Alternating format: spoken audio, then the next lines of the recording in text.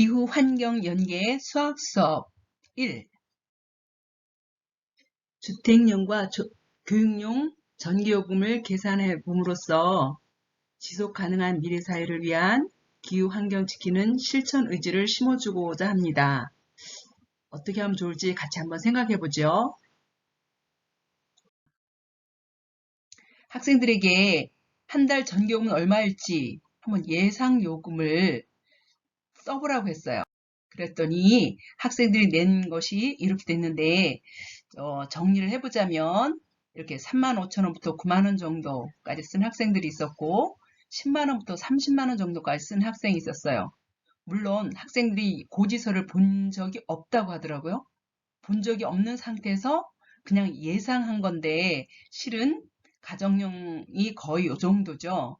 학생들이 전기요금이 얼마 나오는지 예측하지 못하고 이렇게 막 30만원 이 정도로 굉장히 많이 쓴 학생들도 있었어요. 주택용 전기요금제는 청구 금액이 전기요금, 부가가치세, 전력산업기반기금 이렇게 세 가지가 모아져서 청구가 됩니다.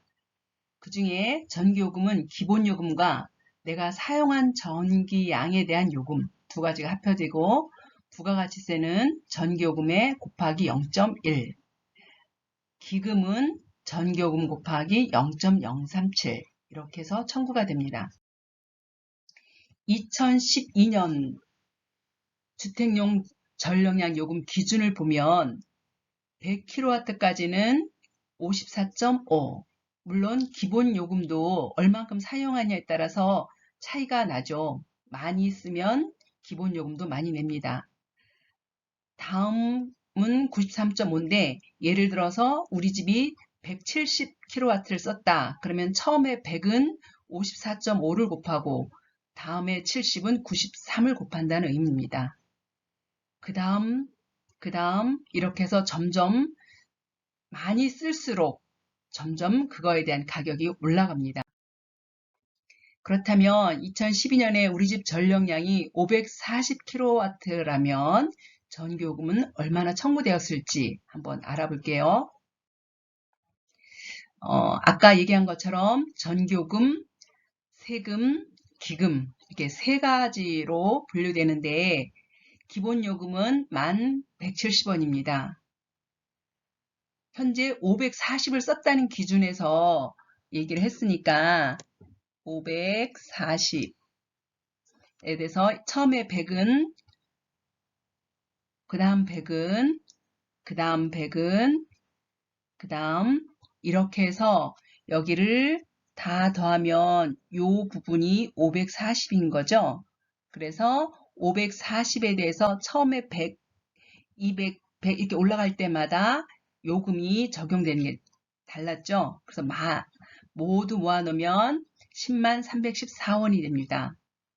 여기에 기본요금과 전량연료금을 합해서 11만 484원이 전기요금이에요. 제가 낼 요금인데 여기에 세금이 0.1을 곱한 것이 나오고 기금은 0.037을 곱해서 결국 이 세 가지를 모두 모아서 12만 8,835원이 내가 내야 될 전기요금이 되는 거죠.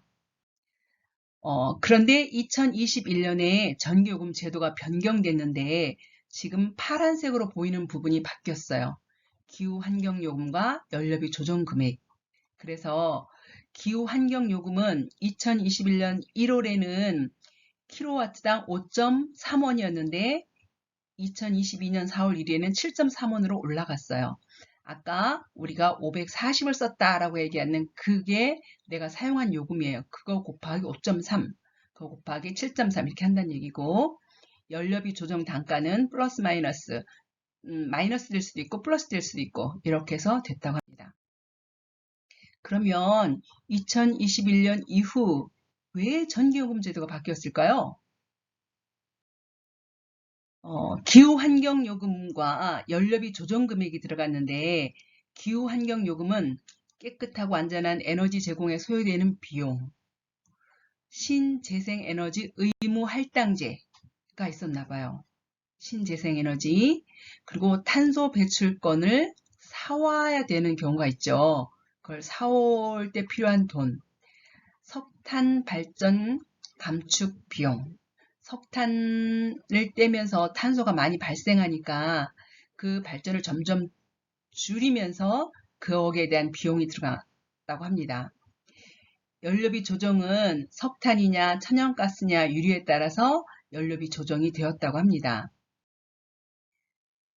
2019년 이후에 또 전기요금 제도가 바뀌었어요. 그래서 잘 관찰해 보시면 아까는 100kW마다 기본요금과 전량량 요금이 바뀌었는데 지금은 여기가 200kW, 200에서 400, 그 다음에 400 초과 이렇게 되어 있죠. 그리고 계절이 나왔어요. 기타 계절과 하계로 나눴는데 하계는 결국은 7월과 8월 이 하계고 나머지는 기타 계절로 해서 잘 한번 관찰해 보세요. 이전 이후 전기요금 제도의 차이를 보면 여름과 기타 계절로 구분했어요. 그 전에는 계절 관계 없었는데 계절을 구분했고 또 기본요금을 기타 계절과 여름 이렇게 구분을 해서 기본요금을 차이를 뒀어요. 여기를 보면 여름에는 구간이 처음에 300kW부터 시작됐어요. 그렇다면 우리가 250kW를 썼다면 기본 요금이 달라지겠죠. 기타 계절과 여름에. 또한 사용하는 구간도 기타 계절은 200, 200, 400 이렇게 되어 있지만 여름에는 300kW까지 그 다음엔 150, 450 초과로 더 간격이 넓어진 것을 볼 수가 있었어요. 그렇다면 2022년 5월 우리 집 전력량이 540kW라면 전기요금은 얼마 청구되었을까요? 계산 한번 해볼까요?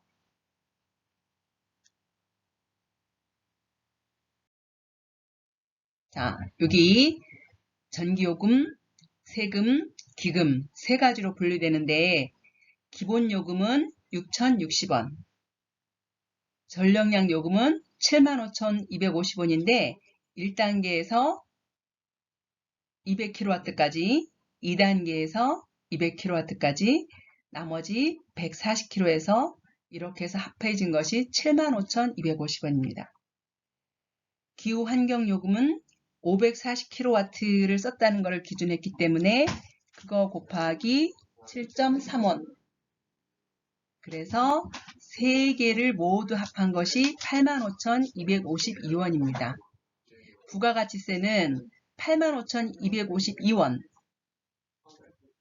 전기요금 모두 합한 요금 이거죠. 그거 곱하기 0.1. 전력산업기반기금은 85,250원 곱하기 0.037. 그래서 결국 세 개의 항목을 모두 더한 96,920원이 청구가 됩니다.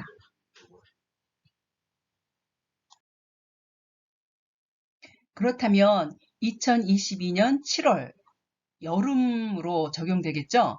우리 집 전력량이 540kW 똑같아요. 아까는 기타 계절이었고 지금은 여름으로 했을 때 얼마 청구되었을까? 한번 계산해 보죠. 마찬가지 3개의 항목이 있겠죠? 기본 요금이 6,060원. 혹시 잘 관찰했다면 그 이전에는 기본 요금이 이거보다 더 많았어요. 기본 요금 자체도 좀 내려왔어요. 전력량 요금 1단계 300kW까지예요. 아까는 200이었는데 그 다음에 150까지, 나머지 90. 그래서 더한 것이 64,935원입니다. 기후환경요금은 540kW 우리가 사용하는 거 곱하기 7.3원 해줘서 3개를 모두 더한 것이 74,920 937원. 여기에 부가가치세 0.1, 기금 마련에 0.037 곱해서 이 세 개를 모두 더하니까 85,200원이 청구되는 겁니다. 똑같이 540kW의 전기를 사용했다고 했을 때 3번 계산을 해봤는데 2019년 전기요금 제도, 2022년 기타 계절과 2022년 7월 여름 이렇게 3번의 요금이 어떻게 변화됐나 한번 관찰해 볼까요? 2019년에는 128,835원이었던 것이 96,920원으로 내려왔죠? 그것이 여름이 되면 85,200원이에요. 요금 제도에 따라서 조금씩 가격이 현재로 보면 내려왔죠? 토론 한번 해보세요. 주택용 전기요금제가 2019년에서 2021년 바뀌었어요. 또 봄, 가을, 겨울과 여름의 요금 제도가 바뀌었어요. 왜 바뀌는 것일까요? 이 토론을 해보면 여러 가지 생각을 할 수 있는 시간이 될 겁니다. 교육용 전기요금 제도로 넘어왔어요. 교육용 전기라는 것은 학교, 도서관, 박물관, 미술관, 과학관이 해당됩니다. 교육용 전기요금 제도는 여름철, 봄, 가을철, 겨울철 다르고 또 중간, 최대, 부하라고 했는데 부하라는 표현은 전기를 사용하기 때문에 오는 부하를 얘기하는 것 같아요. 조금 사용할 때, 많이 사용할 때 이거를 구분해서 하고요. 기본 요금은 고정돼 있어요. 그렇다면 주택용 전기요금제와 교육용 전기요금제의 다른 점이 뭘까요? 이거를 생각해 보는 것 자체가 우리의 생각을 쑥쑥 키워줄 것 같아요. 5월 우리 학교 전력량이 1000kW라면, 즉 전기를 사용한 것이 1000kW라면 전기요금은 얼마가 청구되었을까요? 를 계산해 볼 건데 단 계약 전력을 500kW로 잡았어요. 밑에 중간, 최대, 경부하에 대해서 400, 500, 100으로 잡았고요. 그렇게 해서 중간 부하가 9시에서 10시, 12시에서 13시, 점심시간인 것 같죠? 17시에서 23시, 그리고 최대 부하는 10시에서 12시, 또 13시에서 17시이고요. 경부하, 밤 11시부터 아침 9시까지가 정해진 시간입니다. 교육용 요금도 내가 사용한 전기에 대한 요금, 세금, 기금 이 세 가지로 분류되는 건 똑같습니다. 그 중에 기본 요금인데 아까 계약 전력을 500kW로 잡았죠? 우리가 계약한 거예요. 그거에 대해서 기본 요금이 정해져요.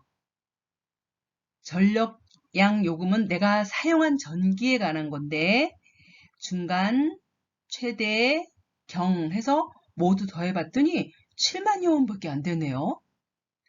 기후환경요금, 우리가 1000kW를 썼다고 했기 때문에 여기 1000kW에 대해서 7.3원 곱하니까 7,300원.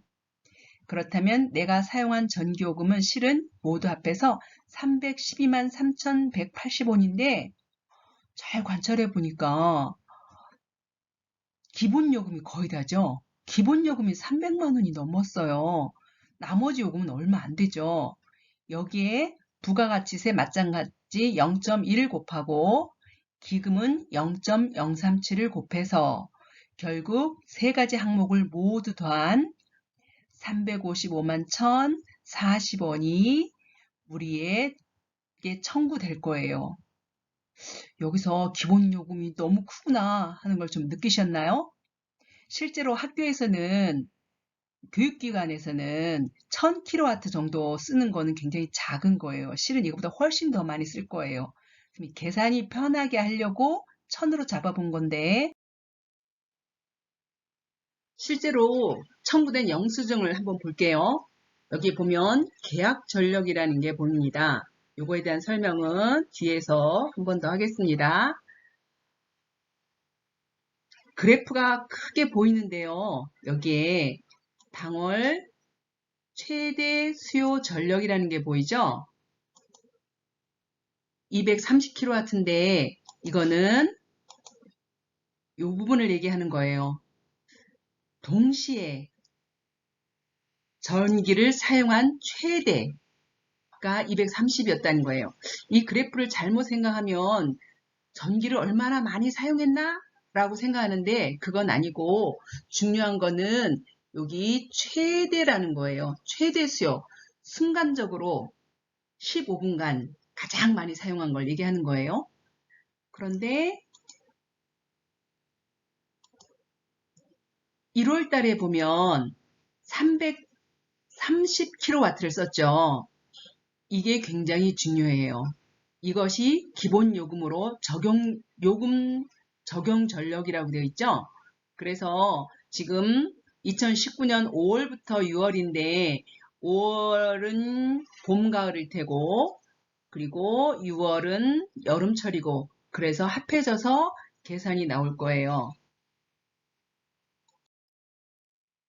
여기 보면 요금 적용 330kW에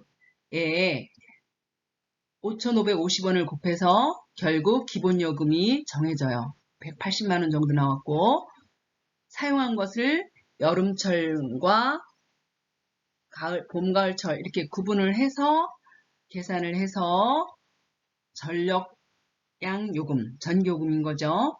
그래서 요 두 개를 합해서 426만원 정도 나오는데 잘 보면 기본 요금이 거의 반이죠. 정확히 반은 아니지만 거의 반 정도로 차지할 정도로 기본 요금 비율이 굉장히 컸어요. 미술관도 하나 볼까요? 여기도 당월 최대 수요 전력. 이번 달 동시에 전기를 사용한 최대가 57kW였어요. 그렇지만 2월 달에 182kW를 동시에 접속했어요. 많이 사용한 걸로 하면 여름을 더 많이 쓸 수도 있는데 순간 동시 접속한 거를 기준으로 하면 2월 달에 추워서 그런지 히터를 많이 틀면서 순간적으로 동시에 같이 접속한 거는 182kW로 더 많았다는 거죠. 그래 그 최대 수요 전력이 기본 요금에 적용돼서 182 곱하기 6,370원 이렇게 해서 기본 요금이 정해집니다. 이거는 이 달에 사용한 게 아니라 2월 달에 했던 건데 1년 내내 똑같이 이 기본 요금이 이만큼이 나간다는 거예요. 그리고 우리가 사용한 전기요금에 대해서는 136만 4천원 이런 식으로 나왔고 이 기본 요금과 전력량 요금을 합해서 251만 5천 385원이 나왔는데 이 기본 요금이 자세히 보면 전기요금의 거의 반이에요. 정확히 반은 아니지만 거의 반을 차지하는 게 2월 달에 순간적으로 최대 수요 전력이 높았던 것이 1년 내내 기본 요금으로 계속 적용이 된다는 거죠. 거기에 앞에서 얘기했던 부가가치세 그리고 0.1% 전력 기금 0.037 곱해서 결국 청구 금액이 정해진다는 겁니다. 자, 아까 계약 전력 설명이 나왔는데 계약 전력이란 전기 사용 설비를 전력으로 환산한 값. 설비라는 얘기는 처음에 학교를 짓는다고 생각하면 여기에 전기 설비를 뭐뭐 할지를 예상하겠죠? 형광등도 들어가고 콘센트도 들어가고 컴퓨터, TV 이런 것들이 얼만큼 들어간다는 거를 다 계산해서 환산한 값이 계약 전력이에요. 모두 사용했을 때. 그래서 전기 공급 업체, 보통 한전이겠죠? 일반 소비자, 우리 학교에게 공급하기로 동의한 전력. 그래서 사용자가 최대로 사용할 수 있는 순간 최대 전력이에요. 얼마나 한 달 동안 썼냐가 아니라 동시에 순간적으로 최대까지 쓸 수 있는 전력, 그것이 계약 전력이었어요. 모든 전원을 다 사용했을 때를 얘기하겠죠. 학교 건물을 다 지으면 여기저기 전기시설 한 거에 대해서 계약 전력 산출 내역서를 작성합니다. 형광등 소요 전력이 55W인데 우리 학교에는 300개 설치를 했다. LED 전구도 50개 설치했다. 청소기 1000W짜리 40개 사용할 수 있게, 선풍기 120개 정도 설치할 거 가능하다. 냉장고 50W짜리 10개가 들어간다. 컴퓨터 300W짜리 160개 동시 접속이 가능하다. 그 외에 엘리베이터 30kW 1개, 에어컨 101.43kW짜리 50개 등, 여기는 간단하게 예시를 보여주려고 몇 개 썼지만 그 외에 할 수 있는 것들에 대해서 전부 쓰는 거죠. 그래서 동시에 이 모든 것을 다 쓸 수 있도록 한전에서 전력을 지원하겠다라는 계약 전력 산출 내역서입니다. 이 계약 전력은 결국은 그 학교의 기본 요금으로 산정할 때 쓰는 거예요. 그런데 실제로 학교에서는 모든 이 시설을 동시에 다 켜지는 않죠. 그런데 이것이 계약 전력으로 잡혀서 기본요금으로 잡히면 굉장히 불리하겠죠. 그 소요 전력에서 좀 더 알아볼까요? 최대 수요 전력, 우리가 관심 있는 최대 수요 전력을 볼게요. 전력량 계가 15분 단위로 누적 계산되는 전력이라고 했는데, 요 계란 얘기가 결국은 기계예요.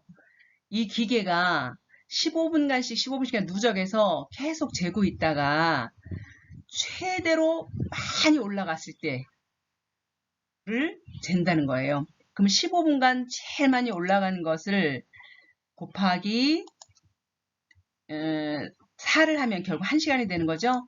그래서 이 1시간 잡힌 요게 최대 수요 전력으로 잡혀서 직전 12개월 중 제일 많이 사용한 것을 향후 1년간 기본 요금으로 적용한답니다. 아까 계약 전력으로 말하면 훨씬 더 많잖아요. 그걸 기본 요금으로 하면 너무나 많은 기본 요금이 나가니까 최대 수요 전력으로 해서 기본 요금으로 설정하는데, 문제는 그 15분간 동시에 접속한 걸로 해서 거의 1년 동안 기본 요금으로 계속 우리가 지출을 해야 된다는 거죠. 그렇다면 최대 수요 전력이란 순간적으로 접속한 거니까 얼마나 전기를 많이 썼냐를 문제 삼지 않는다는 거죠. 그게 아니고 동시에 얼마나 많은 전기의 전원 버튼을 켜서 사용했느냐, 그거에 더 관심을 갖는 거죠. 디맨드 메터는 최대 전력 관리 장치인데 사용 전력을 항상 감시하고 있다가 일정량 이상의 최대 수요 전력이 넘지 않도록 자동 제어가 가능한 제어 장치입니다. 예를 들어서 학교에서 최대 수요를 300kW로 정해놨는데 동시에 1학년, 2학년, 3학년 에어컨을 켜고 TV도 켜고 선풍기도 켜서 300이 넘어가는 상황이 되면 이 제동 장치가 스스로 꺼지는 거죠. 그래서 아마 학교에서 에어컨을 켰는데 켜지지 않는다는 걸 느껴본 적 있을 거예요. 이 자동 제어 장치가 막아놓은 거죠. 블랙아웃. 전기 수요가 공급 능력을 넘을 때 발생하는 대규모 정전 사태입니다. 사람들이 필요한 전기 수요가 너무 많아서 발전소에서 공급하는 것이 보다 넘어섰을 때 발생하는 대규모 정전 사태입니다. 전기가 충분히 공급되지 않으면 전체 전력량 유지를 위해 자동적으로 전압과 주파수가 떨어진다고 합니다.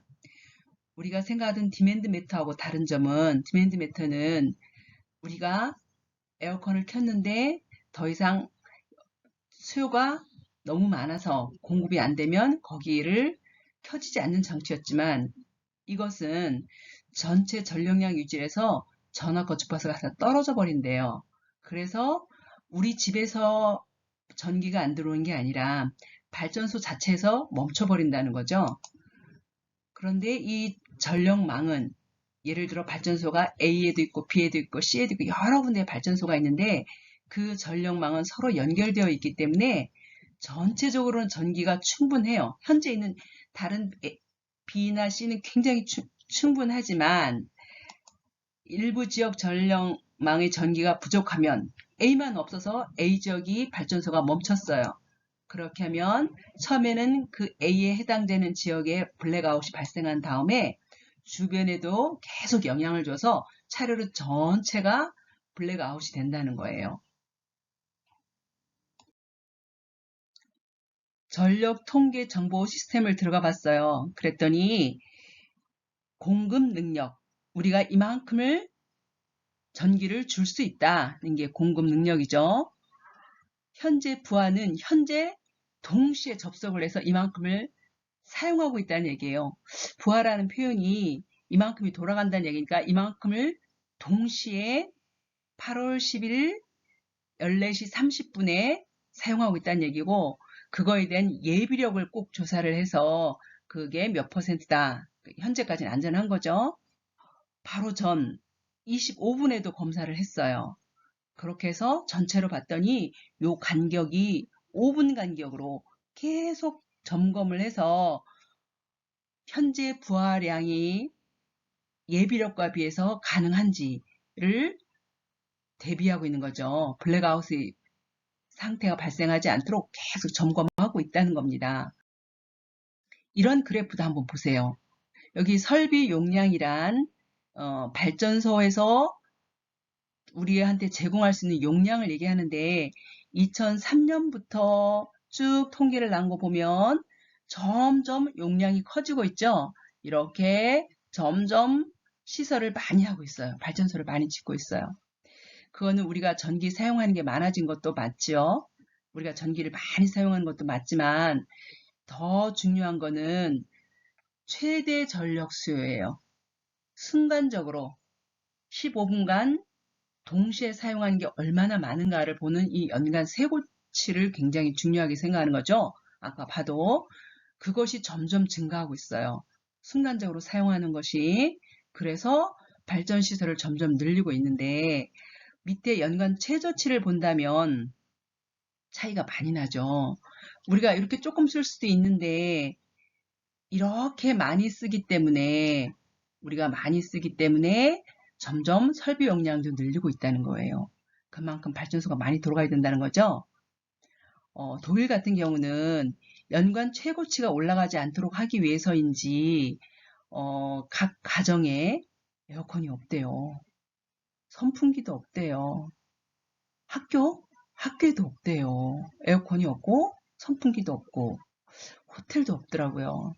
그거 보면 이 독일 사람들은 연간 최고치, 최대 전력수가 높이 올라가는 거를 막기 위해서 전 국민이 같이 노력을 해서 이 연간 최고치를 높이지 않는 것 같아요. 이게 높이지 않으면 구태여 설비 용량도 크게 하거나 많이 발전소를 돌릴 필요도 없겠죠. 그 사람들이 더위를 이기기 위해서, 식히기 위해서 노력하는 게 아니라 더위는 견디는 거라고 했대요. 정말 대단한 사고방식이죠. 더위를 견딘다. 그러면서 기후 환경을 지켜가려고 한다는 그들의 마음이 느껴지죠. 전기 요금을 줄이기 위한 고민, 그거보다는 에너지를 좀 절약하자. 에너지 절약도 굉장히 중요한데 저는 그것을 넘어서 기후 환경을 생각하는 깊은 토론을 기대합니다. 수고하셨습니다.